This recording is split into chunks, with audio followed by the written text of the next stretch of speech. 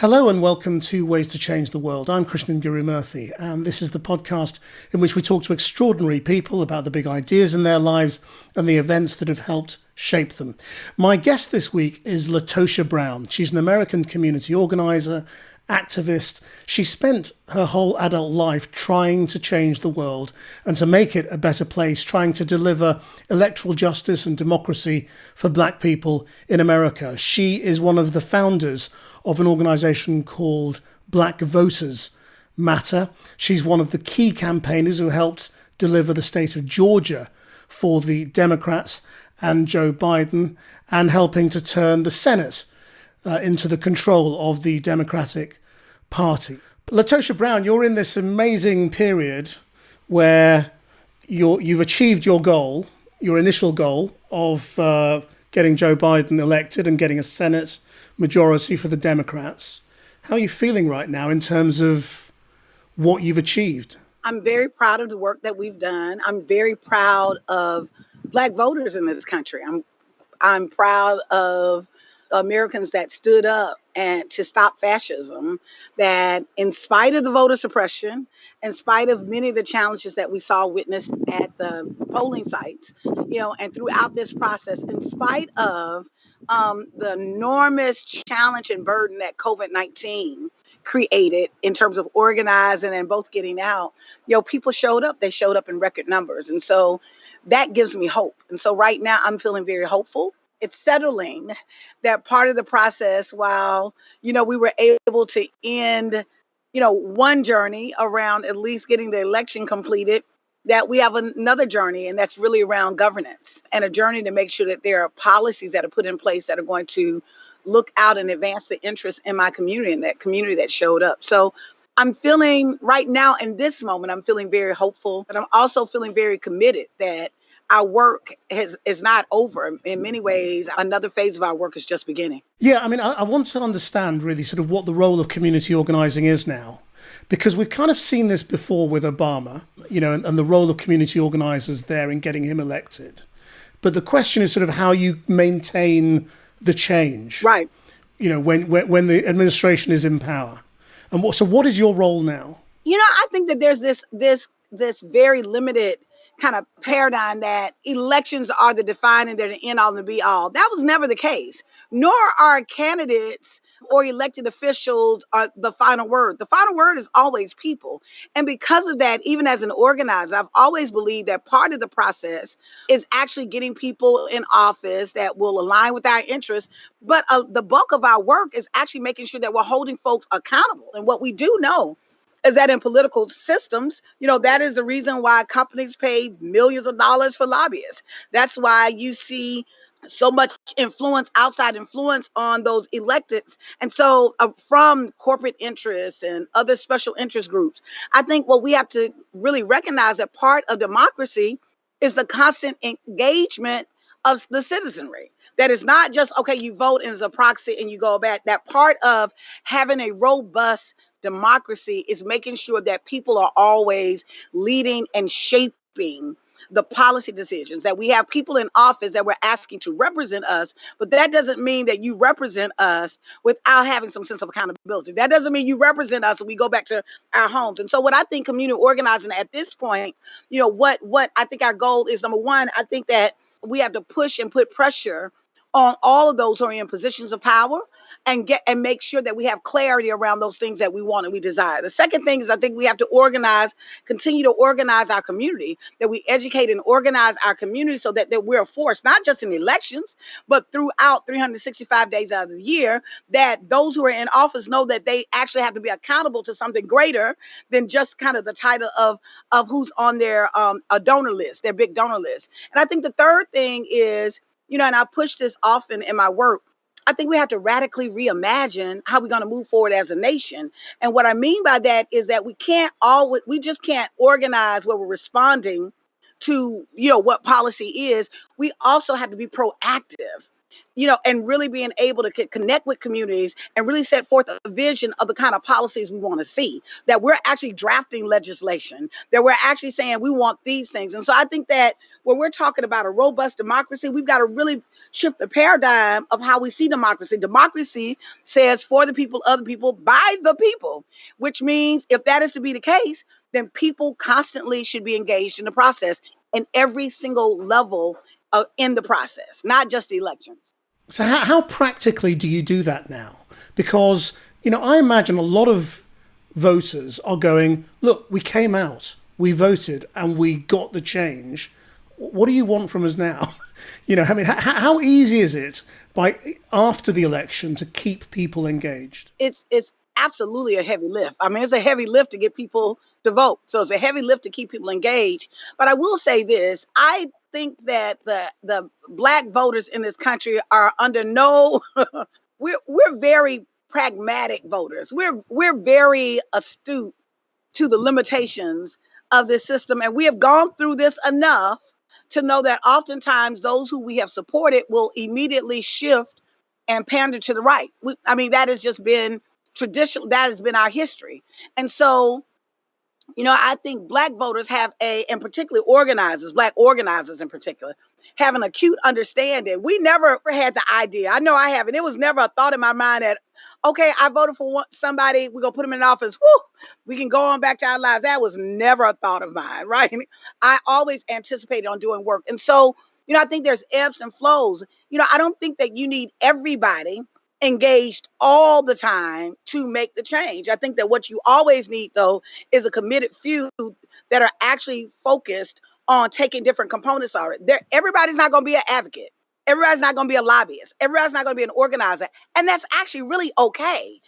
We just always need to make sure that we're empowering, we're investing in groups that are doing that. So for us, that the goal for us is not, we know that most folks are dealing with their day-to-day lives. They're not thinking about, what we got to do with this vote. Now, we understand that. What we do want, though, is a couple things. One, in our work, for voters to always stay in the know and the information and aware of what is happening around them. Two, that organizers and organizations that have an advocacy arm, they're well resourced so that they can actually bring that information to us and be able to advocate on our behalf. And then three, that there is some kind of ongoing build out of the ecosystem of civic groups, of church groups that are actually that do have the capacity to mobilize people, that do have the capacity to put pressure, that they are engaged in a larger agenda, right, to move things forward. So we're realistic, in knowing that, yes, the kind of engagement that people have with an election, it is going to be distinctively different than when folks are not involved in an election. But that doesn't mean that they can't participate in some part of the process. And how much of an obstacle has coronavirus been? Because, I was in the United States in the autumn, and, there was very little door-to-door campaigning going on because of the dangers. Are you having to do it all electronically on social media or what? Yeah, I think it's a mixture. I think as we have been with the virus for over a year, I think communities and organizations have found ways to create protocols where there can be some engagement. It's not as the strict lockdown that we saw earlier that we needed. And quite frankly, I think if America had adhered to it longer, we would not be in this atrocious position that we're in right now. But in this process, many organizations, including my own, have found ways to actually continue to engage with folks, one digitally, but also in spaces where we're socially distanced. And we've had to be very, very innovative to not really be able to, even the events that we do, to attract crowds, because we don't want people to be exposed. We have not been able to do the kind of in-depth door-to-door traditional kind of canvassing that we want to do, but we found ways to get the information in those households. Now, you're in Georgia, but you come from Alabama, don't you? That's right. So, did you grow up knowing that you came from, one of the seats of the civil rights movement, of the Black struggle in modern America? I did. My mother was a student that helped to integrate high schools in Alabama. In many ways, she was seen as a hero in my family for having the courage as a 16-year-old child to help integrate a high school in very, very intense and violent circumstances. She was one of 3 Blacks in a high school of 3,000 whites that she had to go every day with federal protection. She was actually threatened, and a student pulled a gun. Well, we don't know if it was actually a gun or not, but pulled some type of weapon on her. She went to her graduation with the thought in the back of her mind, including my grandparents, thinking that she would be murdered, that she would be killed at her graduation. And so in my household, I never remember not knowing on some level, understanding kind of a Black civil rights struggle. Even though my family weren't particularly very active, they were regular working class people who sympathized with the movement and helped with the movement, but they weren't particularly activists. My family grew up, and I mean, they were actually, our home was in Orva, Alabama, down in the Black Belt. And there's kind of like no way you can go across the bridge every day and not know the civil rights history, have some inkling around it. So I was actually really blessed.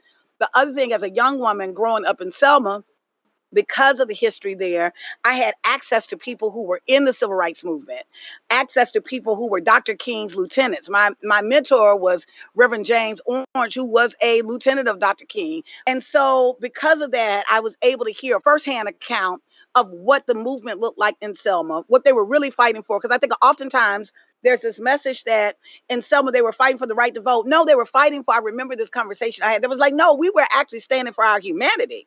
That really what we were standing for is our humanity. As a people, we should be able to literally be able to put people in position that govern us, that we're that is our right. And so voting is just an outcome. That is one of the tools. That's one of the civil rights that we're demanding, but that came out of a much larger belief that Black people, their humanity, they were going to own and stand in their humanity.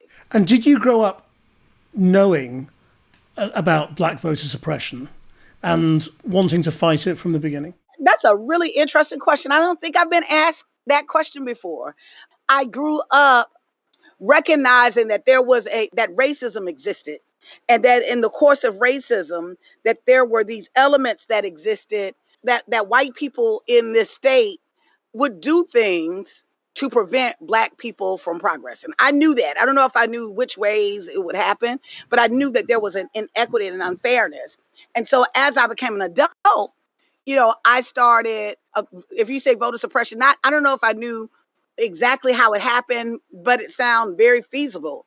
And then as a young woman, when I ran for office at the age of 28, I experienced it firsthand and realized it was far, far more common than I had even imagined, even growing up. I came out and did a story late last year about the 2016 election and about the sort of the modern ways that voter suppression was taking place in the Clinton election, targeting Black voters, trying to persuade them to not vote. It was you may not like Trump, but you mustn't vote for Hillary. Hillary's not for Black people, really. She's part of the establishment. It was that kind of campaign that was basically trying to turn people off from voting. And it was a modern day sort of suppression campaign for which, again, there has been no accountability. No accountability. Matter of fact, underneath what you just shared, I want to kind of just give, just historically, it's about creating fear. That the biggest tactic that's used around voter suppression is this tactic of fear. And so just as you were saying, there is this, okay, Hillary Clinton, let's interject this notion of this fear to prevent people from voting. But that's been along a spectrum. If you go back historically in American politics, right after Reconstruction period, this is a period right after the Civil War, that in this country, what you saw is there was this reconstruction of the government that actually was inclusive. That's when voting rights restored to some Black people. And that what you saw is formerly enslaved Black folks actually use their enfranchisement, their new enfranchisement. And so in a state in the South, like Mississippi, in their first election, they were able to elected over 300 Black people to be in public office. So fear has always been a tactic and different ways to suppress the vote, to discourage the vote, to marginalize and disenfranchise Black voters in this country. It has always been a strategy. Well, I mean, when it comes to accountability, it's looking increasingly unlikely that Donald Trump will be convicted in the Senate. So he will be out there again. He will be able to stand again if he wants, or be a king or queen maker for the Republican Party should they allow him. I mean, from your point of view, how important is it to shut him down, and how risky is that? You know, does that not make him a martyr and make him somebody who people will want to rally around? Who? Trump? Like, I'm being facetious because, Trump is a personality.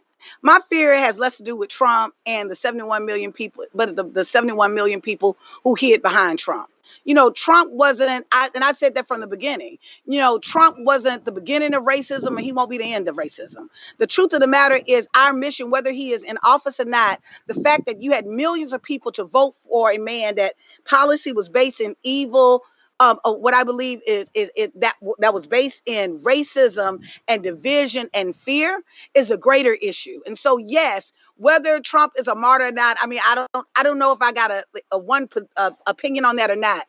What I do believe is those that follow him will continue to follow him. What I know is I firmly believe that in this country, there are more people who align with the values that I align with, that there are more people who believe in humanity, that believe in love over hate, that believe that fundamentally people have power, that believe just in the basics of humanity. And so while there is a sizable population of folk, millions of folks, I actually think that they are clamoring for power, not because they're winning, but because they're losing. I think Trump was an indicator of those that really recognize that their time is up, that having this America that is only going to serve the interests of white men, that's over with. Having an America that actually uses its wealth and resources just to benefit a few and not the rest of us are saying no longer. And so, I think while Trump is actually a factor, I think he's less a factor than the fact that I think right now this should be a time in this country that we're recommitting ourselves to this conversation about what is really democracy. How are we going to strengthen this democracy? Understanding that the issue wasn't just Trump was in office, but the issue was Trump being in office in addition to the fragility of the system that we have and the structural racism in the system that we currently have. And so I don't know what to do about Trump, but what I do think is the bigger issue is how, as a nation, do we shift this value system around the question around not taking democracy as it's just some kind of philosophical position, but really how are we going to operate in a way that shows democracy is a value, and how are we going to expand and protect that? I think that's the greater piece. So why are you now a community organizer rather than a legislator yourself? I mean, having stood, a long time ago and not been elected, have you decided that this is the route for you to deliver change rather than being a congresswoman or a senator? I think so. That's a really good question. I wish I could give you the perfect answer. My answer is I serve where the opportunity is for me to serve. And so part of what some people, I know that there are folks who have run for office and they don't get elected, and they'll go back and was like, I'm just going to work my jobs or whatever. When I ran for office, I ran with the purpose and the intention to serve people. I ran with the purpose and the intention to protect the interests of people. And so after I lost, I immediately went back to work as an organizer and continued to build power, because I wasn't so much caught up in I needed this position to serve, that I would serve in whatever way presented itself. And so I don't know, in recent years, I have seen my effectiveness as a community organizer, and I have seen how the building of institutions and organizations, even outside of the traditional political system, have been very effective and actually free to really deal with social justice issues. And so I think I've just kind of gravitated in that space because that is the space that I found myself being able to flourish. So, but who knows? Because I think it sort of brings these two sort of threads of the conversation together in a way, in that do you think the immediate future is about persuasion and about taking the American people on this journey that you've been talking about assessing democracy and protecting democracy, or is it about using the apparatus of democracy and the law to protect what you have? Do you need to make the Proud Boys illegal? Do you need new racism laws? Do you need new protections in place? Or is this about hearts and minds? This is really about transformation. The truth of the matter is every single system in this country has been rooted and shaped in some form or fashion to protect white male interests. And structural racism is embedded in it. And so what I think you have to do is you have to deal with what, as an organizer, you have to recognize that I have to function in what is the system that is before me right now.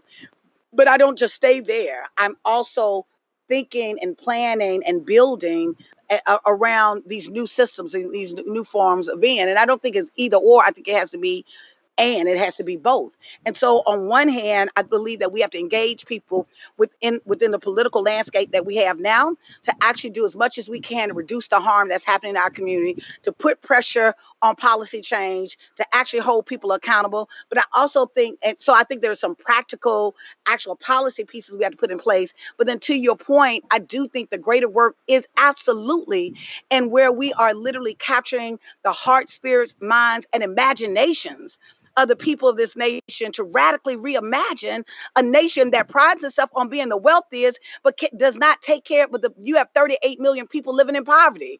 A country that prides itself on being this powerful, strong country, but is only 5% of the population and has more COVID deaths than anywhere in the world. Like a country that actually has spent billions and billions of dollars, on creating weapons and weaponry that actually kills and takes the lives out of people. The only country, on the planet that has actually dropped a bomb on folks that they disintegrate in thin air. My point is, what I know is there are many problems in this nation, but I also know because of the people of this nation, is so much potential that I often say, what if we shifted the frame of it's not about just the politics in the moment, but we shifted the frame that everything that we did, from the creation of policy to how we elect officials to how we organize political sharing models, was rooted in this notion of for the love of humanity. What would politics look like then? That ultimately, even when I talk about democracy, for me,